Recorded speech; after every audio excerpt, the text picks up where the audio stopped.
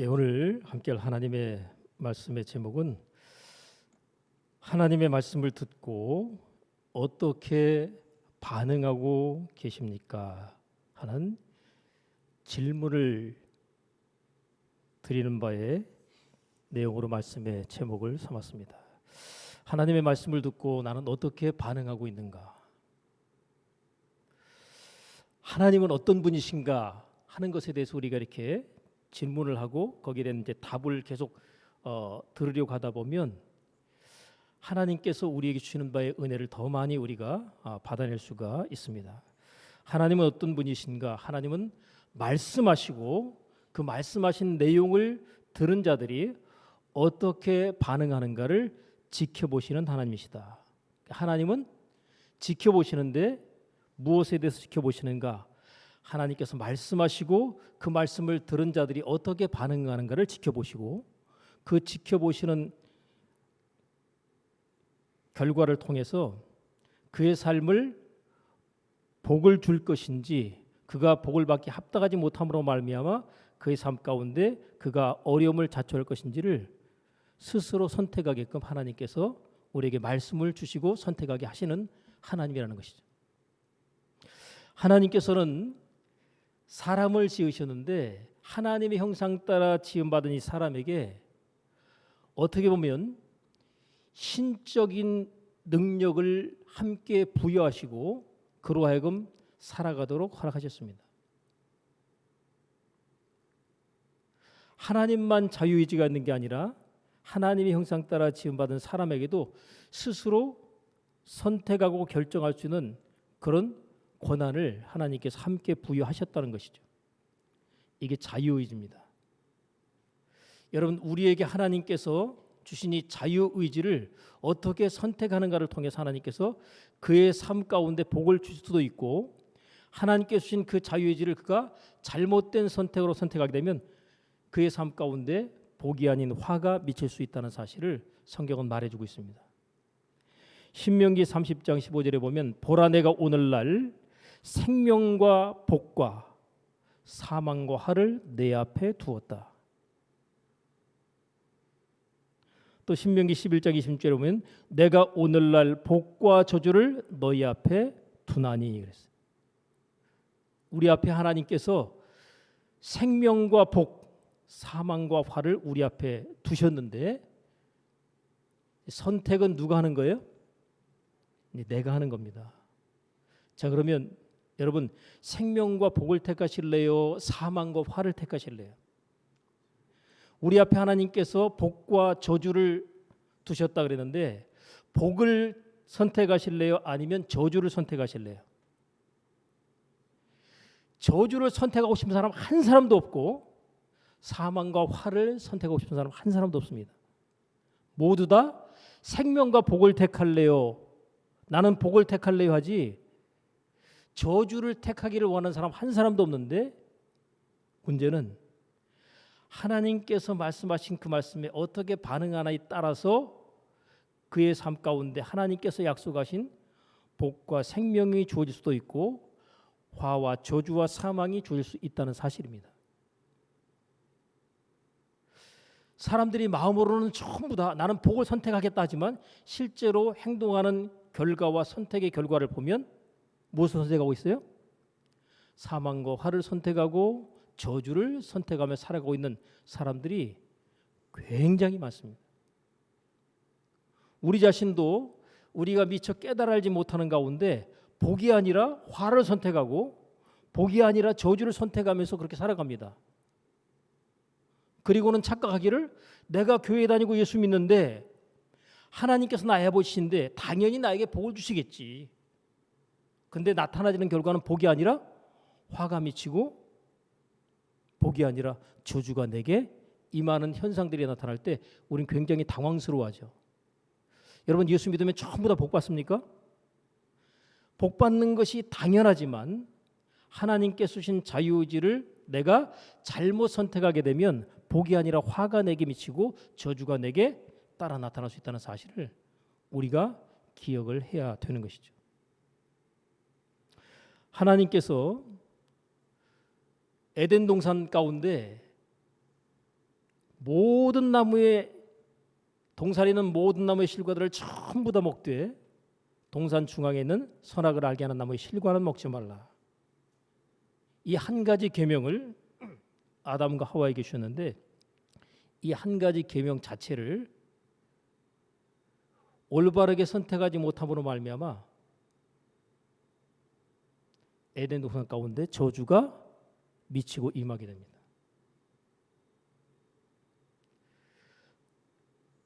100가지는 내가 하고 싶은 대로 하되 이 한 가지는 이렇게 하면 안 된다라고 하지 말라 이 그 계명을 행함으로 말미암아 삶 가운데 저주가 들어오게 됩니다. 여러분 하나님께서 하라고 하신 말씀이 있고 하지 말라는 말씀이 있잖아요. 그죠? 살인하지 말라, 간음하지 말라, 도적질하지 말라. 그죠? 근데 하나님께서 하라는 말씀을 보면 내 부모를 공경하라 이렇게 돼 있어요. 여러분 내 부모를 공경하라는 하나님의 말씀이 주어졌는데 그 말씀을 갖다가 내가 받아들여서 순종하면 어떤 일이 벌어질까요? 내가 땅에서 잘 되고 장수하리라. 근데 부모 공경하는 일이 쉬워요, 어려워요? 어렵잖아요. 불편하잖아요. 부담스럽잖아요. 그죠? 특별히 나이 드시고 스스로 자기의 삶을 갖다가 지탱하기 어려운 부모들일수록 돌보고 섬기는 일이 힘듭니다.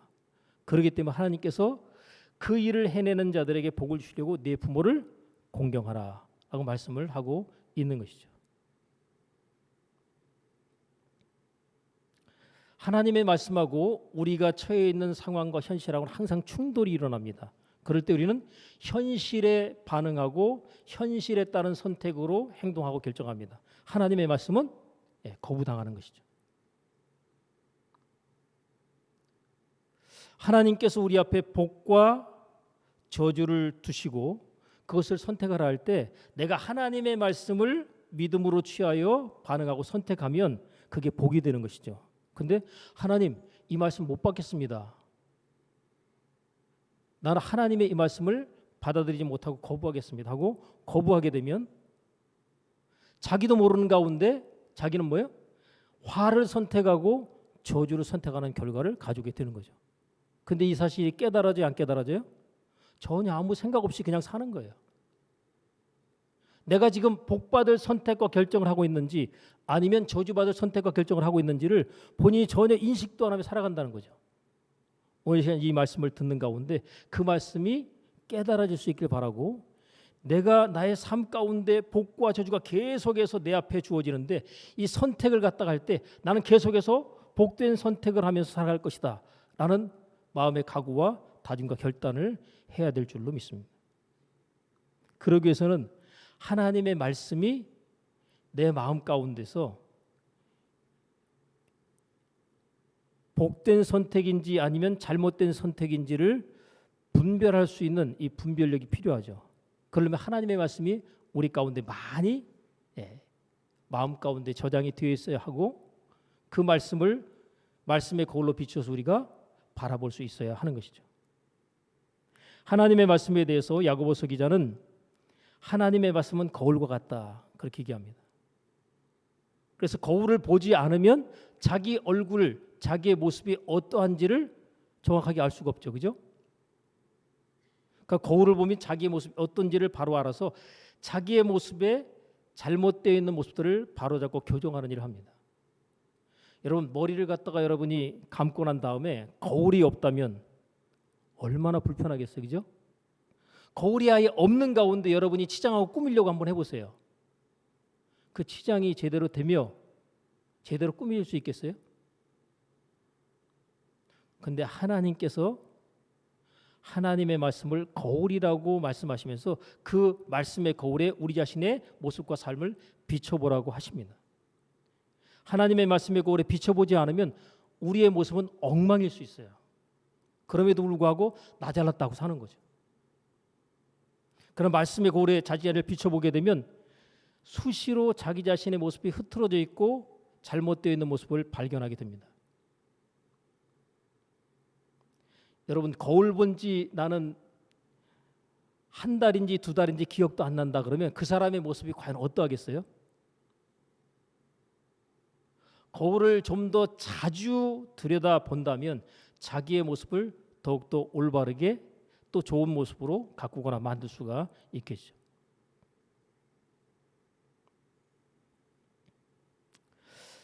하나님의 말씀이 우리에게 계속해서 주어지면서 그것을 통해서 우리 자신의 모습을 스스로 살피고 돌아보도록 권고하고 계십니다. 하나님의 말씀 가운데 보면 오늘날 너희가 그의 음성을 듣거든 너희 마음을 강팍하게 하지 마라. 여러분, 하나님의 말씀을 들을 때에 나타날 수 있는 큰 두 가지의 현상이 있는데, 하나는 하나님의 말씀을 듣는 가운데 마음이 강팍한 상태에 있으면 어떤 현상이 벌어질까요? 말씀을 거부하는 현상이 벌어집니다. 마음이 강팍한 상태에 있으면. 여러분, 말씀을 들을 때 어떤 자세도 굉장히 중요해요. 몸의 상태도 중요하죠. 예를 들어 말씀을 듣는데 팔짱을 이렇게 탁 끼고 듣는다고 가정하면 이게 예배 시간에 말씀 듣는 자세와 태도도 그러하지만 일반 강의를 가서 강의 듣는 자세도 강의하는 사람 앞에서 팔짱을 딱 낀다는 얘기는 뭐예요? 내가 너에게 있어서 들을 것이 없다.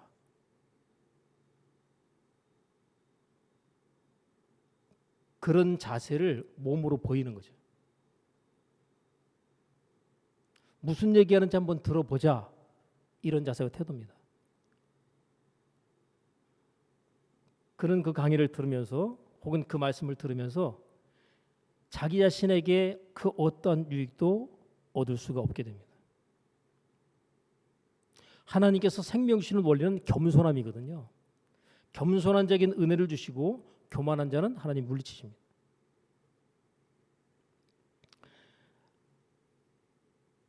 스데반 집사가 성령 충만한 가운데 하나님의 말씀을 선포합니다.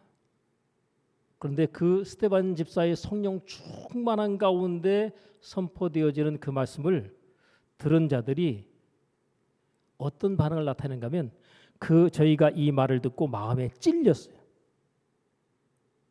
여러분, 하나님의 말씀을 들으면 마음에 뭐예요? 찔림이 오게 돼 있습니다. 여러분, 말씀을 들으면 말씀에 듣는 가운데 찔림이 와요.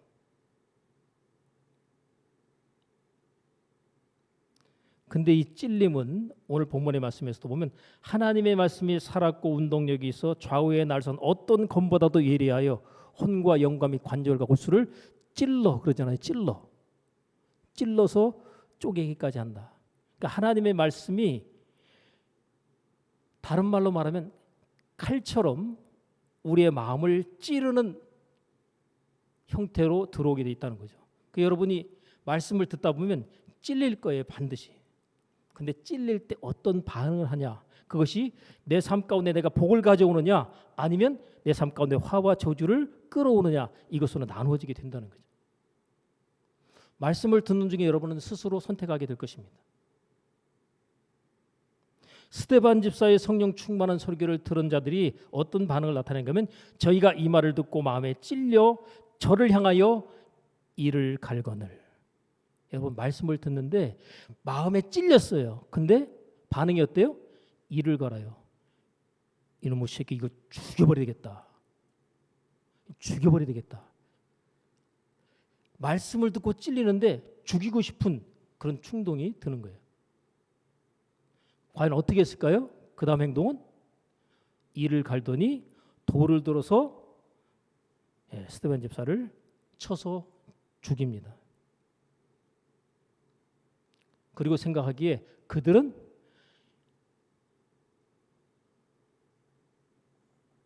나의 마음을 불편하게 하는 그를 없애고 제거했다. 그리고 굉장히 기분 좋아하는 거예요.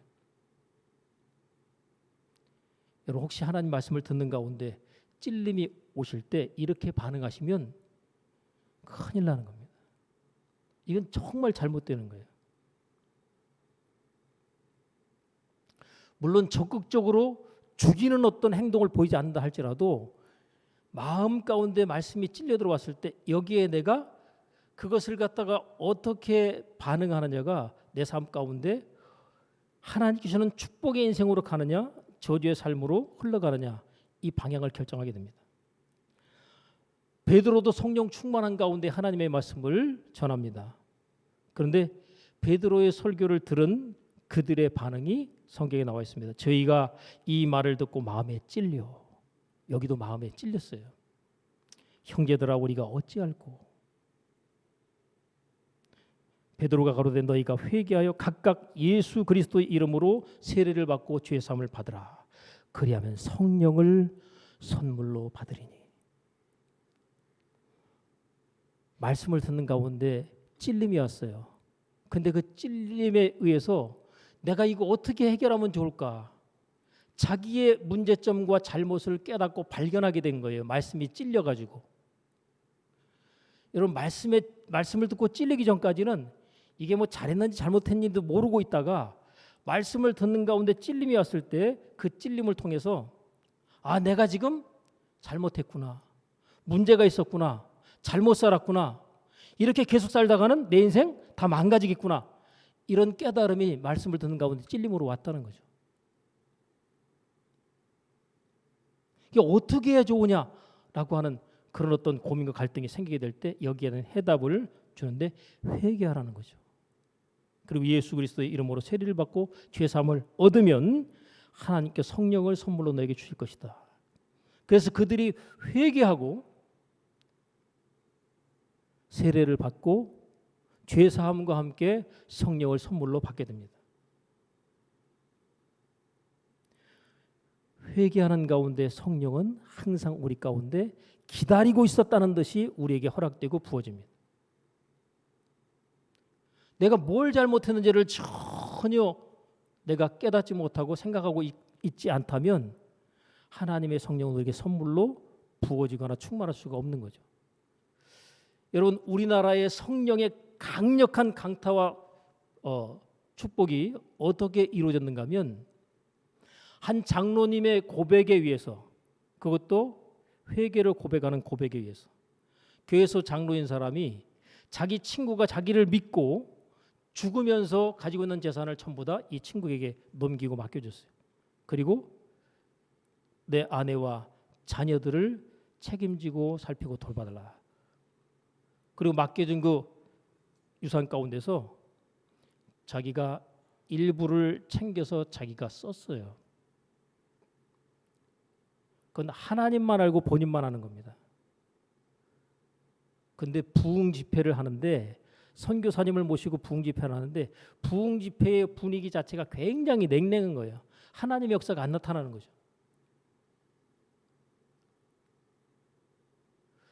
그때 이분이 하나님께서 지금 이 시간 가운데 역사하고 임하지 않는 가운데 무슨 문제가 있는 것을 선교사님이 말씀을 전하는 가운데 얘기를 꺼낼 때 손을 딱 들고 나옵니다. 오늘 이 시간 이 집회 가운데 성령의 충만함이 임하지 않는 이유는 바로 저 때문입니다. 하고 나와서 고백하기를 내가 친구의 재물을 훔쳤습니다. 저는 도둑놈입니다. 라고 고백을 하게 됩니다. 그 고백과 함께 여기저기서 울음이 터져 나오는데 각각의 사람들의 마음 가운데 그 이야기를 듣는데 전부 다 마음 가운데 찔림이 옵니다.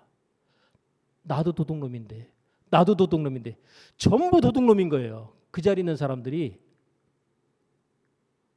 그때 성령께서 강탈을 하십니다.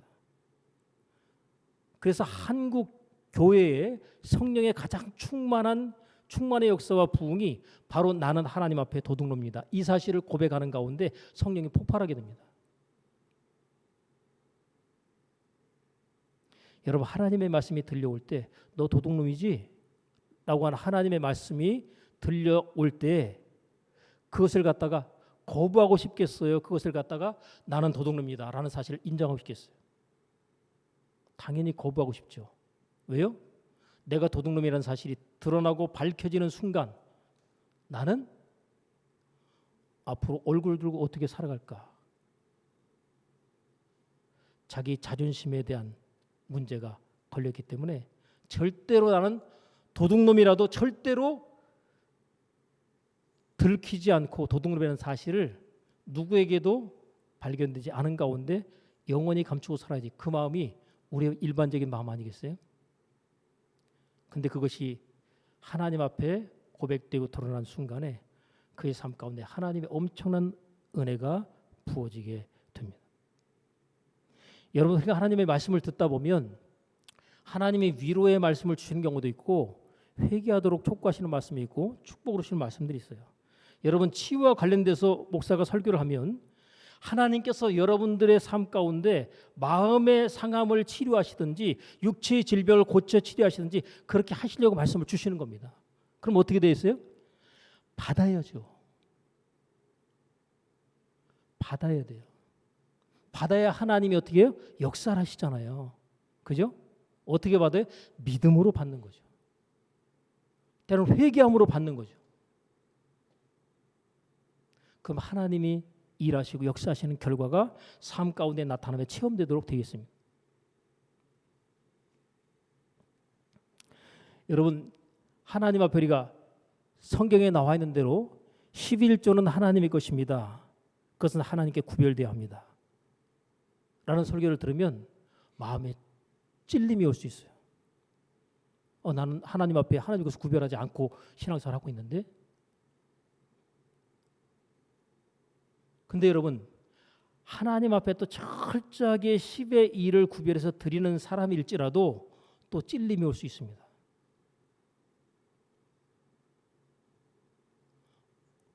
온전한 11조를 하나님 앞에 드리라고 하는 그 말씀에 또 찔릴 수 있어요. 11조는 드려요. 근데 어떤 11조요? 그냥 11조. 그러면 누구는 알아요? 사람들은 내가 11조를 하는 줄로 알아요. 근데 하나님과 나만이 아는 그 비밀은 뭐예요? 온전한 11조는 아니다. 여러분, 하나님께서 너의 온전한 11조를 창고에 들어 나의 집에 양식이 있게 하고라고 말씀하실 때, 그러면 하늘문을 여신다고 그랬어요. 근데 하늘문이 안 열린다는 얘기는 다른 말로 바꿔 말하면 왜 그러겠어요? 온전한 11조가 아닌지를 확인해 봐야 돼요.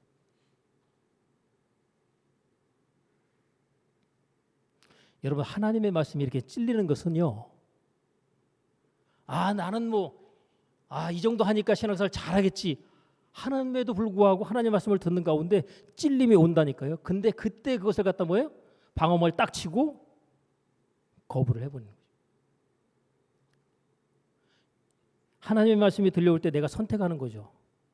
내가 하나님의 말씀에 찔림에 하나님께서 원하시는 바의 선택으로 선택할 것인가, 아니면 하나님의 말씀이 불편하고 부담스러우니 이 말씀 못 받으리겠다고 거부할 것인가. 선택은 내가 하는 거죠. 근데 우리가 너무나도 많은 경우에 하나님의 말씀을 듣는 가운데 하나님의 말씀이 들려 찔려옴에도 불구하고 어떻게 해요? 하나님의 말씀을 거부합니다. 목사님, 좀 위로하는 설교 좀 하시고 축복하는 설교 하시고 찔리는 얘기는 좀 안 했으면 좋겠어요. 여러분, 하나님의 말씀 자체가 살아 운동력에서 찌르는 검과 같이 역사하시는데 어떻게 안 찔리는 가운데 말씀이 들려줄 수 있겠습니까? 그건 목사가 하나님의 말씀을 올바르게 대화하는 게 아닌 거죠. 여러분, 목사는요, 말씀을 전하는 가운데 성도들이 불편하게 들려지는 바의 말씀을 전하는 것 자체를 갖다가 마음에 부담으로 여기면 올바른 설교를 하는 것이 아닙니다. 내가 하나님께 좋게 하랴 사람에게 좋게 하랴, 내가 이제까지 사람의 기쁨을 구하는 것이었다면 그리스도의 종이 아니니라. 여러분, 오늘 이 시간 말씀을 듣는 가운데 마음이 불편하신 분들이 있을 수 있어요. 또 많이 찔릴 수도 있어요.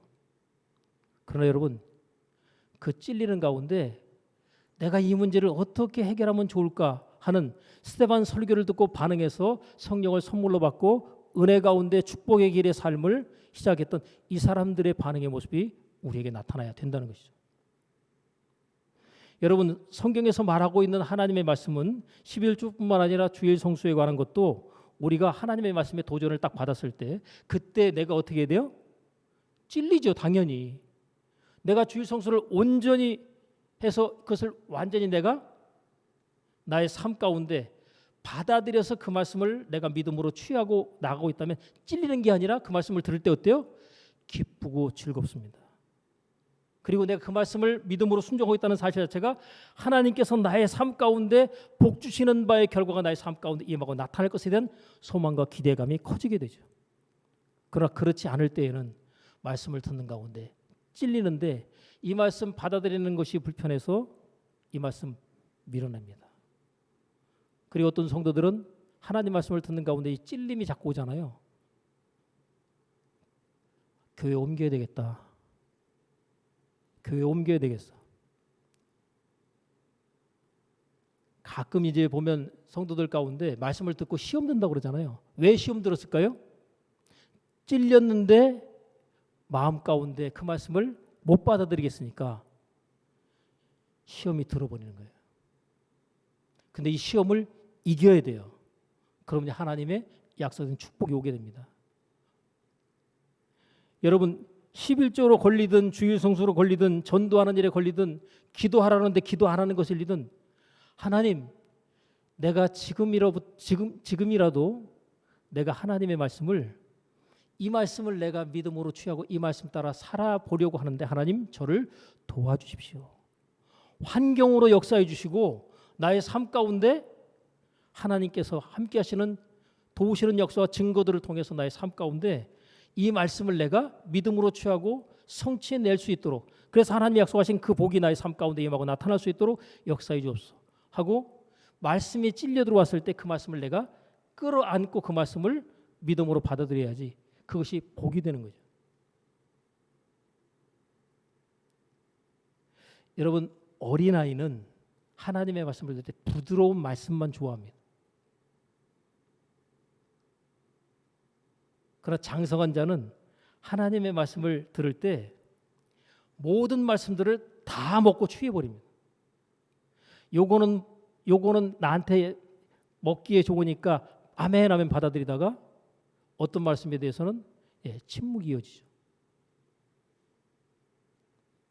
하나님의 말씀은 얼마든지 그리스도 안에서 예가 되니 그런즉 그로 말미암아 우리가 아멘하여 하나님 아버지께 영광을 돌리게 되느니라. 여러분, 하나님의 말씀을 듣고 아멘으로 내가 받아들일 때 하나님께 영광을 돌리게 되는 결과가 따라 나타나게 됩니다.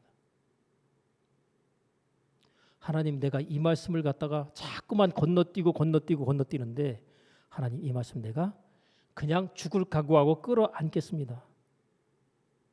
먹어버리겠습니다.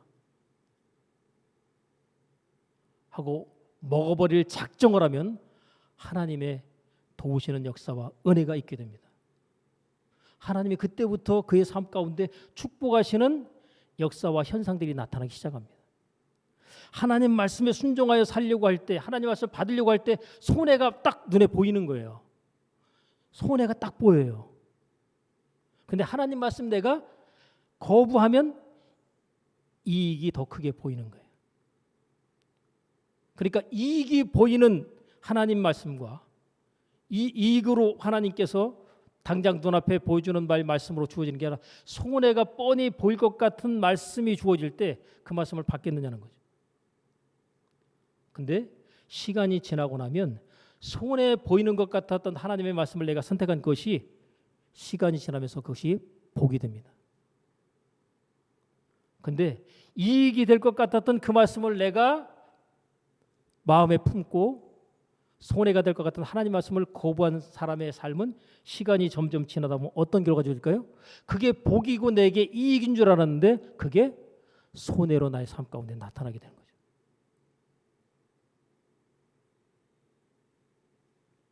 여러분, 하나님의 말씀을 우리가 받으려고 할 때 우리의 옛사람, 우리의 겉사람, 이 혼적인 이 자아가요, 방어막을 딱 치고 하나님 말씀 못 받아들이도록 강력하게 거부하는 역사가 있게 됩니다. 그리고 이성적인 판단과 계산을 통해 가지고 하나님 말씀을 왜 받아들이는 것이 문제가 있는지를 굉장히 빠른 시간 가운데 계산을 해내요. 그리고 하나님 말씀을 이러이러한 이유에 의해서 나는 받아들일 수 없다 하고 선을 딱 긋게 됩니다. 여러분, 하나님 말씀을 받아들이는 자체가 어떤 말로 말하면 나의 옛사람이 죽는 거예요. 그래서 사도 바울이 이렇게 얘기하죠. 나는 날마다 뭐 하노라? 죽노라. 여러분, 죽는 거 무서워요? 안 무서워요? 사람이 제일 무서워하는 게 뭐예요? 죽는 거예요. 너 그러다 죽는다. 너 죽여버린다. 칼을 들고 앞에서 딱 있으면 죽음에 대한 위협을 딱 느끼죠. 총을 갖다 딱 앞에다 대면 어때요? 죽음에 대한 두려움이 딱 오죠. 금전적인 문제도 마찬가지입니다. 내가 금전적으로 엄청나게 많은 타격을 갖다 입을 거다 생각이 들면 뭐예요? 그것 자체가 나의 삶 가운데 죽음의 위협하고 이렇게 직면이 되기 때문에 굉장한 두려움을 느낍니다. 원수마귀가 우리로 하여금 하나님 말씀에 순종하지 못하도록 만드는 그런 가장 중요한 방법이 뭐예요? 너 그러다 망한다. 너 그러다 죽는다. 너 하나님 말씀에 순종하면 너 엄청나게 손해보는 거야. 그러다가 망하는 거야. 그러다 죽는 거야. 근데 여러분, 예수님께서 죽으면 어떻게 되는 걸 보여주세요? 나를 믿는 자는 죽어도 살겠고. 여러분, 정작 죽는 것은요, 우리의 옛사람이 죽는 것이고 겉사람이 죽는 거예요. 우리 옛사람이 죽으면 어떻게 될까요? 새 사람으로 다시 태어나는 겁니다. 우리의 겉사람이 죽으면 어떻게 되겠어요? 우리 속사람은 날로 새로워지는 거죠. 여러분, 안 좋은 것이 죽는 것입니다. 그 좋은 것이 살아나는 거예요. 그래서 예수 믿는 사람들은 하나님 말씀에 순종할 때마다 어떻게 해요? 죽음을 이기고 부활 승리하는 은혜와 감격 기쁨을 맛보게 되는 거죠. 하나님의 말씀에 순종했더니 나 하나님 말씀에 순종하면서 나 죽는다 하고 딱 죽음을 선택했어요. 말씀에 순종하는 것 자체가 죽음을 선택하는 것 같습니다. 죽음을 딱 선택했습니다. 딱 통과하고 나니까 어때요? 죽은 줄 알았는데 다시 살았어요. 여러분, 다시 살아난 이 부활의 생명은 또 죽을 수 있을까 없을까요? 죽을 일이 없습니다. 여러분, 죽음의 어떤 관문을 한번 딱 통과하고 나면 죽는 것에 대해서 이거 죽는 거 두려워할 필요가 없구나. 죽음 너머에 뭐가 있다? 부활이 있네. 여러분, 잠자면서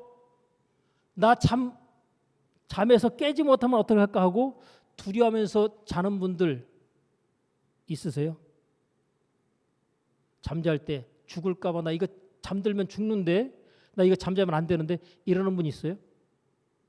그냥 편안하게 주무시죠. 그럼 그 다음날 딱 눈 뜨면 뭐예요? 또 하루가 시작되는 거예요. 이게 일반적입니다.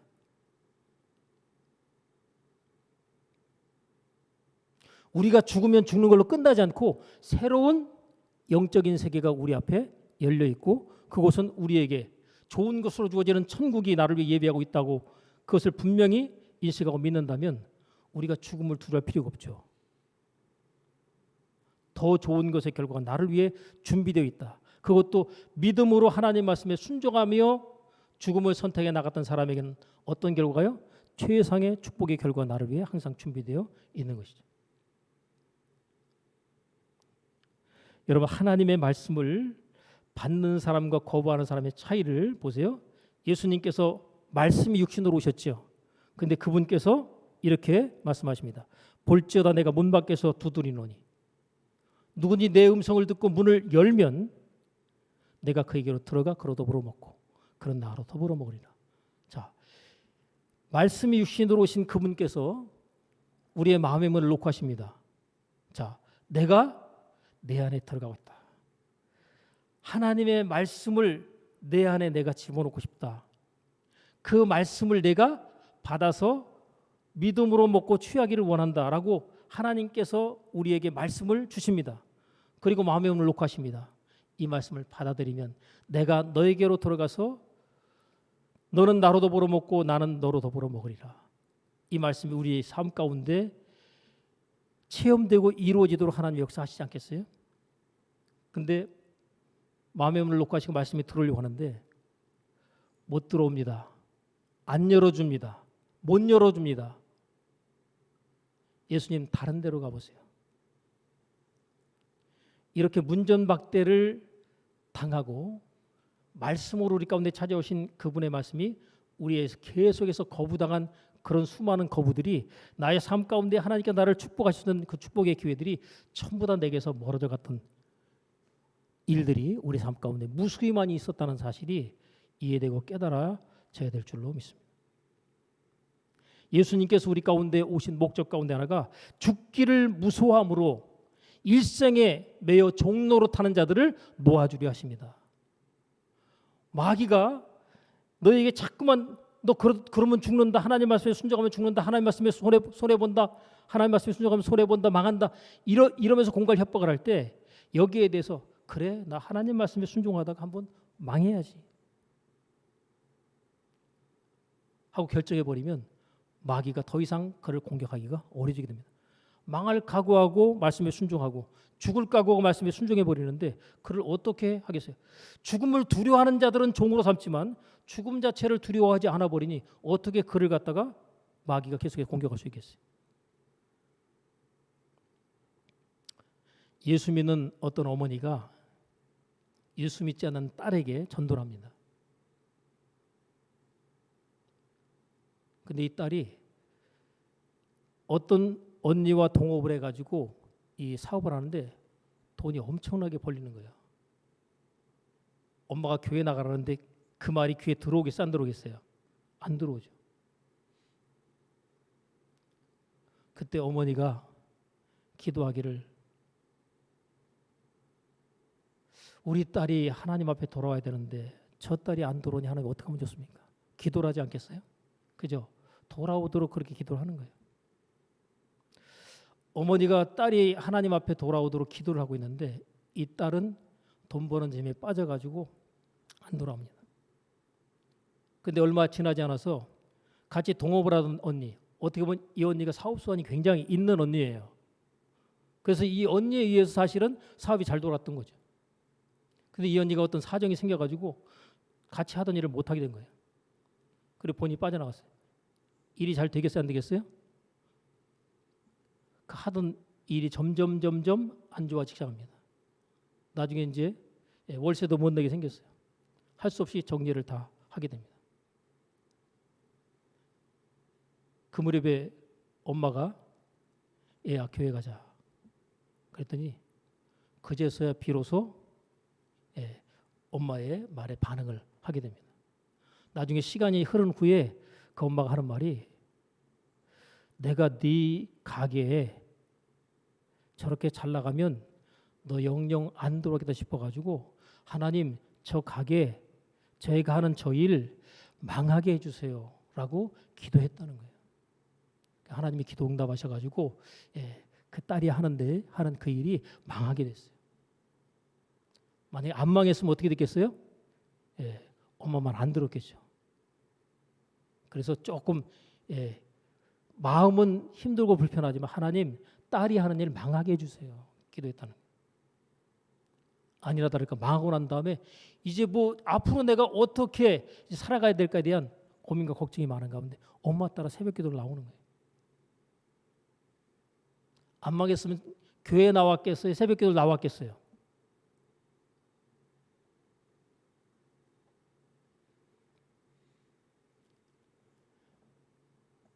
여러분 이후에 다시 어떤 일을 재개하면 그 일에 하나님께서 축복하실 수 있습니다. 하나님 앞에 돌아오지 않음으로 망했다면 하나님 앞에 확실하게 돌아와서 순종하는 자세로 나가면 이제 그가 하는 일은 하나님께서 책임져 축복하시게 되는 결과가 따라오게 될 겁니다.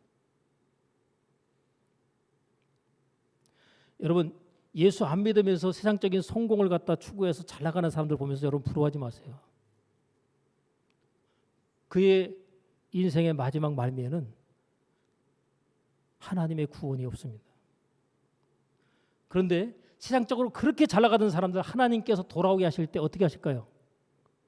그가 가장 크게 생각하는 그것을 하나님께서 손을 대십니다. 그게 건강이면 건강으로, 사업이면 사업으로, 자녀면 자녀로. 그래서 결국 그것을 통해서 하나님 앞에 돌아올 수밖에 없도록 만드는 그런 과정들이 펼쳐집니다. 내가 사람 막대기와 인생 채찍으로 저희를 징계하려니와. 하나님께서 굉장히 다양한 방법과 통로를 통해서 하나님께서 우리에게 말씀을 하고 계십니다. 조금만 우리가 관심을 갖고 하나님께서 내게 뭐라고 말씀하시는가를 들을 때 나의 삶 가운데서 일어난 일을 통해서도 하나님은 말씀하시고, 하나님의 말씀을 읽는 중에 말씀하시고, 하나님의 말씀을 듣는 가운데 말씀하시고, 들으려고만 하게 되면 하나님의 말씀이 들려지고 깨달아집니다. 그런데 안 들으려고 하면 하나님의 말씀은 안 들리는 거죠. 여러분, 하나님께서는 꿈에도 찾아오셔서 말씀하시는 분이에요. 꿈에도.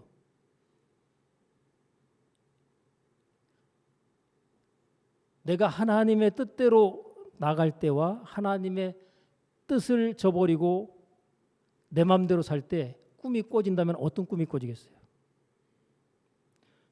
솔로몬 같은 경우는 하나님께서 기뻐하시는 바에 어떤 선택과 결정을 하고 가다 보니까 하나님께서 꿈에 찾아오셔서 너 원하는 게 뭐냐? 내가 들어주겠다. 그래서 솔로몬은 기다렸다는 듯이 내게 지혜를 주옵소서. 그래서 그 지혜를 받아서 전 세계에 있는 모든 사람들이 솔로몬 모르는 사람이 있을까 없을까요? 교회 안 다니고 예수 안 믿어도 솔로몬 지혜의 왕, 이거 모르면 이건 상식에서 벗어나는 거죠. 그가 어떻게 그런 모든 사람들에게 이름만 대면 알 수 있는 사람이 됐을까요? 하나님께서 기뻐하시는 그 어떤 믿음의 선택, 자기가 왕은 되었으나 왕노로 제대로 해낼 수 있을까에 대한 두려움에 하나님 앞에 1000번제를 드리면서 하나님의 도우심을 구합니다. 그때 꿈에 찾아오셔서 지혜를 주겠다고 하신 그 말씀, 여러분, 꿈에 하나님이 나타나셔서 지혜를 주겠다고 했는데 그게 그대로 됐을까 안 됐을까요? 현실에 그대로 이루어집니다. 여러분, 꿈 따로 현실 따로가 아니에요. 계시적인 꿈은요, 그대로 이루어지는 겁니다. 어떤 분은 그러더라고요. 잠잘 때 예수님 저희 꿈에 나타나셔서 저를 만나주세요. 그 기도하고 자는 걸 습관적으로 해버려요. 습관적으로. 언젠가 꿈에 예수님께서 나타나실까 안 나타나실까요? 찾아오시겠죠. 아니 그렇게 만나고 싶다는데, 그렇게 꿈에라도 보고 싶다는데 저는 그렇게 했는데도 안 나타나. 그거 거짓말이에요. 왜냐? 간절함이 크면 꿈에 나타나게 돼 있어요. 예? 하나님께서 구하는 자에게 안 주시겠다는 약속이 아니라 주시겠다잖아요. 그죠? 너희가 나를 간절히 찾고 찾으면 나를 만나리라. 아, 내가 간절히 찾았는데 안 나타나시고 안 만나시던데요. 덜 간절해서 그래요. 진짜 간절해야 돼요. 여러분, 죽을 병에 내가 걸렸는데 이거 살려고 할 때 하나님께서 나를 고쳐주실 것에 대한 사모함과 간절함이 진짜 간절하면 하나님께서 치유자로 그의 삶 가운데 계십니다. 근데 단 조건이 있어요. 근데 하나님께서 원하시는 것을 선행적으로 하지 않으면 하나님의 치유가 임하지 않을 수 있다는 사실을 기억하십니다. 회개하지 않으면서 치유만 바라면 하나님께서 못 고칠 수 있습니다. 때문에 하나님 앞에 내가 질병과 고통 가운데 있는데 하나님 앞에 생각나는 모든 죄들을 하나님 앞에 회개하고, 더 나아가서 성령님 내가 알지 못하는 죄를 생각나게 해서 그것까지 회개할 수 있게 해달라고 하나님 앞에 그렇게 낮고 겸손한 자세로 하나님 앞에 구하면 하나님께서 그를 치료하시는 치유자로 오십니다. 하나님이 자기 자신을 나는 너희를 치료하는 여호와니라. 근데 치료를 안 하시겠어요? 예수님은요 치유자입니다. 우리의 구원자예요. 치유자고 구원자신 그분이 나의 삶 가운데 왜 찾아오셔서 고치시고 치료하지 않겠어요? 문제는 하나님의 역사가 나타나는 그 일에 내가 걸림돌로 방어막을 치고 있는 그것을 깨뜨리고 무너뜨려야 된다는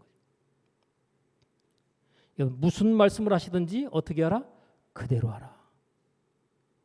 내 마음에 이건 아닌 것 같은데, 이것보다는 이게 더 나은 것 같은데, 내 생각 내려놓고 하나님 말씀대로 해보는 거예요. 여러분, 우리가 너무나도 잘 알고 있는 말씀, 만약에 이 말씀을 예수 믿는 모든 여성들이 이 말씀을 아멘으로 받아들여 순종한다면 대한민국은 완전히 뒤집어질 겁니다. 대한민국의 모든 가정들이 뒤집어지는 역사가 나타날 수 있는데, 보세요. 아내들이여 자기 남편에게 복종하기를 주께 하듯 하라. 누구의 말이에요? 하나님의 말씀이죠. 근데 이 말씀을 믿음으로 받아들이는 예수 믿는 아내들이 얼마나 될까요? 예? 얼마나 될 것 같아요? 100% 중에 몇 프로 될 것 같아요? 1% 될 것 같아요? 1%. 남편이 남편 같아야, 남편이 남편 노릇 제대로 해야, 그래야 뭐예요? 그래야 뭐 복종이 아니라 뭐든지 다 하지. 근데 남편이 남편 노릇 제대로 못하고 내 마음에 안 드는데 어떻게 그렇게 하냐? 걸리죠? 마귀가 얼마나 기가 막히게 남편에게 복종할 수 없는 수많은 이유와 조건들을 갖다가 대면서, 이러니 어떻게 남편한테 죽게 하듯 복종할 수 있겠느냐? 못하죠. 하나님, 저는 죽었다 깨어나도 이거 못합니다. 그죠? 하나님께서 그 가정을 엄청나게 축복하실 것을 준비해 놓고 있는데 그 복이 오겠어요? 안 오겠어요? 안 오죠. 당연히. 하나님께서 남편에게 대할 때 복종하기를 죽게 하듯 하래요. 그리고 그러죠. 주님, 저는 주님을 사랑합니다. 주님은 나의 신랑입니다. 네 신랑한테 잘해. 네 신랑한테. 여러분, 하나님은 보이지 않아요. 보이는 형제한테 내가 사랑으로 행하지 않으면서 보이지 않는 하나님을 사랑한다, 이거 거짓말이라고 그랬어요. 여러분, 우리가 하나님, 주님 사랑합니다 100번 1000번 외쳐도 아내들이여 자기 남편에게 복종하기를 주께 하듯 하라, 이 말씀 받아들이고 나면 하나님이 그 여인을 얼마나 귀하게 보시고 사랑스럽게 보시고 그때부터 막 쏟아지는 가정의 축복이 차고도 넘치지 않겠어요? 근데 이 말씀을 갖다 받아들이는 게 쉽겠어요? 어렵겠어요? 어렵죠? 인간적으로. 근데 여러분, 이 말씀을 그냥 들을 때는 어려운데 하나님께서 계시적으로 여러분에게 아무개야 내 남편에게 복종하기를 나에게 하듯 하라 하고 하나님께서 음성으로 여러분에게 딱 들려주셨어요. 그럼 어떻게 할까요? 계시적으로 그 말씀을 딱 들으면 그때는 마음이 좀 달라질걸요? 그죠? 문자로 쓰여있는 말씀에는 그냥 패스하고 넘어가는데 계시적으로 하나님의 말씀이 찔림처럼 팍 들어와 버리잖아요. 그러면 만약에 오늘 이 말씀을 듣는 가운데 이름이 찔림으로 들어와서 내가 이 말씀을 갖다가 받아들이겠다. 예수님의 육신의 어머니 이 마리아가 죽을 각오하고 말씀을 받습니다. 너에게 성령으로 말미암아 잉태되어 내가 아이를 갖게 될 것이다. 어떻게 그런 일이 내게 있을 수 있습니까? 하나님은 하실 수 있다는 거예요. 죽을 각오하고 주의 계집종이오니 그 말씀이 내게 그대로 이루어지기를 원합니다. 어떤 일이 벌어질까요? 마리아가 죽든가요? 하나님께서 약혼자인 요셉에게 꿈의 천사를 보내서 다 설득을 다 시켜주십니다. 예? 여러분, 우리가 하나님 말씀에 딱 순종하고 결단 딱 하잖아요. 그러면 그때 초자연적인 하나님의 역사가 거기에 다 개입이 되는 거예요.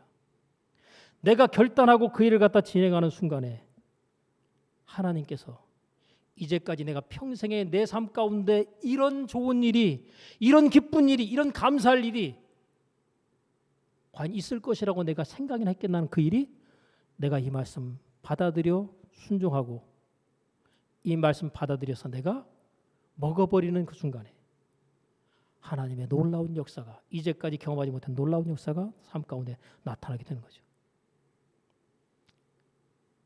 이 말씀 받아들였더니 남편이 어떻게 할 것 같아요?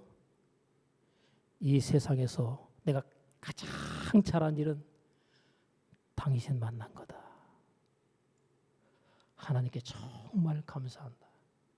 그러지 않겠어요? 그죠? 내가 이 인간 만난 거는 내 평생에 가장 잘못된 선택이다. 아니요. 내가 하나님 말씀을 순종하는 것으로서 순종을 해버리면 내가 가장 잘못했다고 생각했던 그 선택 자체가 가장 잘했다라고 생각되는 선택으로 뒤집어져 버립니다. 하나님 말씀에 순종할 때. 하나님, 내 힘으로 내 능력으로 그렇게 할 수 없사오니 성령으로 충만하게 하사 나로 하나님의 말씀을 믿음으로 받아들이고 그 말씀에 믿음으로 순종할 수 있도록 은혜를 주옵소서.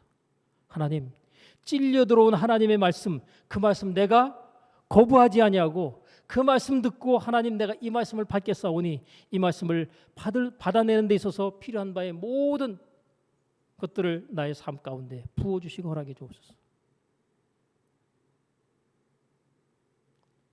오늘 하나님의 말씀을 들었을 때 저도 그렇고 여러분도 그렇고 찔려온 바의 말씀이 있을 거예요.